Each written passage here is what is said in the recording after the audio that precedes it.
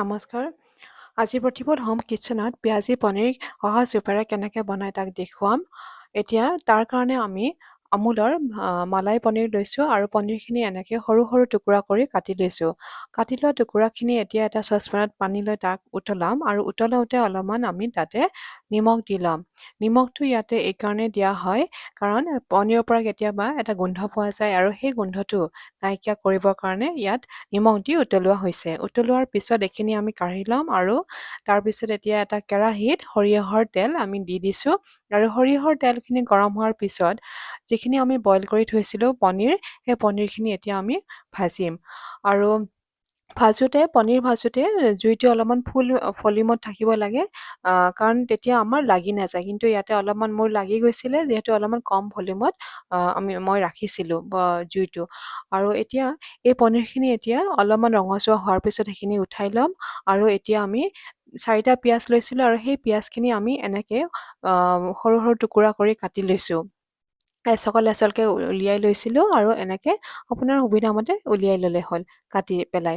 তাৰপিছত এতিয়া আমি ইয়াতে নিমখ দিছোঁ আন্দাজ অনুযায়ী আৰু এতিয়া অলপ সময়ৰ কাৰণে এই পিঁয়াজখিনি আমি এতিয়া হেতাৰে লৰাই থাকিম আৰু অলপমান ৰঙচুৱা হ'ব লাগে, বেছি নালাগে আৰু তেনেকৈ আমি ৰাখি পেলাই এতিয়া এইখিনি আমি এটা বাচনত কাঢ়ি ল'ম আৰু এতিয়া এটা মিশ্ৰণ বনাম আৰু সেই মিশ্ৰণটোৰ কাৰণে আমি 2টা ডাঙৰ পিঁয়াজ লৈছিলোঁ আৰু তাৰপিছত আমি আদা নহৰু পেষ্ট দিছোঁ, তাৰপিছত বাদাম দিছোঁ, বাদাম ইয়াতে কাজু বাদাম আৰু ব্ৰাউন বাটাৰ 2টা বাদামে লৈছোঁ, তাৰপিছত মগজ লৈছোঁ আৰু এটা আমি ঘৰতে বনোৱা মছলা লৈছোঁ। এইটো আপোনালোকে দেখিছে মছলাটো আৰু এই মছলাটোত আমাৰ গোৱামুৰি, জিৰা আৰু জালুক আছে।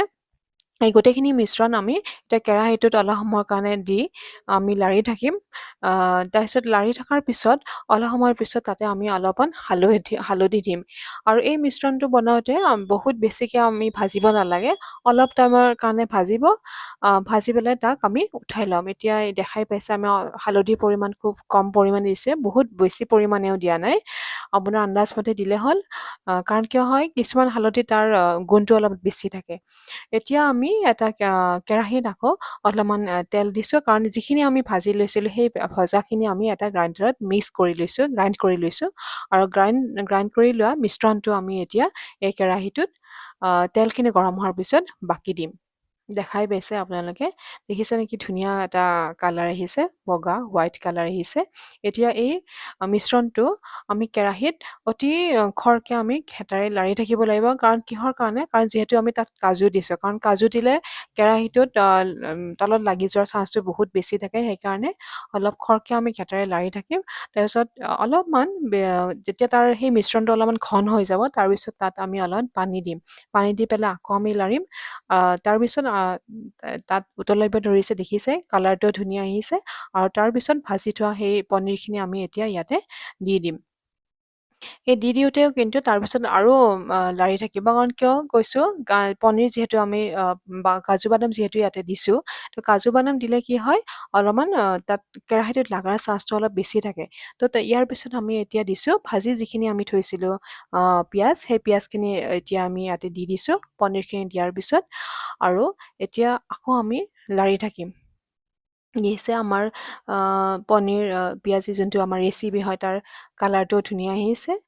এতিয়া ধুনীয়াকৈ উতলিছে আৰু এতিয়া অলপমান আন্দাজ অনুযায়ী নিমখ দিছোঁ, যিহেতু নিমখ মই অলপ নিমখ দিছিলোঁ কিহত পনীৰত দিছিলোঁ ভাজোঁতে আৰু পিঁয়াজত দিছিলোঁ, যিহেতু পানী দিছোঁ গতিকে নিজৰ আন্দাজমতে আৰু অলপমান নিমখ দিছোঁ আৰু এই ৰেচিপিটোত অলপমান চেনি দিলে তাৰ সোৱাদটো ধুনীয়া হয়, তো সেইকাৰণে মই লাষ্টত আৰু অলপমান আন্দাজমতে চেনি দিছোঁ আৰু এতিয়া দেখিছে ধুনীয়াকৈ উতলি আহিছে। তো লাষ্টত আমি এতিয়া কচুৰি মেথি দিম, ইয়াতে আপোনালোকে ধনিয়াও দিব পাৰে, ধনিয়াৰ পাত, কিন্তু কচুৰি মেথিটো দিলে কি হয় তাৰ গোন্ধটো অলপ ধুনীয়াকৈ ভাল হয়, সেইকাৰণে এইখিনি আমি লাষ্টত কচুৰি মেথি দিছোঁ। দেখিবলৈ বৰ ধুনীয়া হৈছে। এতিয়া আকৌ আমি লাষ্টত লাৰি আছোঁ, দেখিছে ধুনীয়াকৈ আমাৰ মিশ্ৰণটো হৈছে, গ্ৰেভিটো আহিছে, গ্ৰেভি হৈছে। তো এইখনে হৈছে আমাৰ অতি সহজ উপায়েৰে বনোৱা পিঁয়াজি পনীৰ।